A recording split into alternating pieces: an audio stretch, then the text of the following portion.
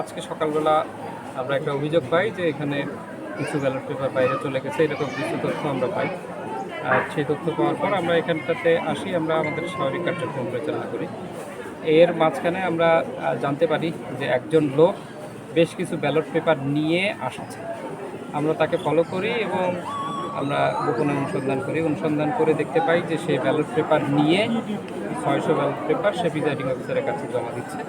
তখন আমরা ওই ব্যক্তির নাম এরশাদ, তাকে হাতে নাতে আটক করি, তাকে হেফাজতে নেই এবং প্রিজাইডিং অফিসারের কাছে তখন আমরা এই জিনিসটা দেখতে চাই। তখন প্রিজাইডিং অফিসারের কাছে আমরা দেখতে পাই যে প্রিজাইডিং অফিসারের কাছে 900 মুড়ি পাই, আর 9টা বান্ডিলের মুড়ি আমরা ওখানে পাই। কিন্তু আমরা ব্যালট পেপার, সিল মারা ব্যালট পেপার পাই 600। আমরা দেখি যে মুড়িগুলো আছে সেই মুড়িগুলোর পিছনটাতে সিল মারা এবং প্রত্যেকটাতে সাইন করা আছে। পরবর্তীতে এখানে নির্বাহী ম্যাজিস্ট্রেট, নির্বাচন কমিশনের প্রতিনিধি সবাই আসে। সবার উপস্থিতিতে, সবার সম্মতিতে আমরা 2জন লোককে আমাদের হেফাজতে নেই।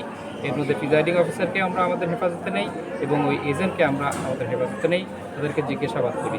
জিজ্ঞাসাবাদে এজেন্ট বলে মোট 900 ব্যালট পেপার প্রিজাইডিং অফিসারের সহযোগিতায় সে বাইরে নিয়ে গিয়েছে এবং সেই সবের বাইরে সিল মেরে চেয়ারম্যানের যে 300, সেই 300 বিভিন্ন ভোটারের মাধ্যমে ব্যালট পেপারগুলোকে নিয়ে এসে বক্সে ফেলে দিয়েছে।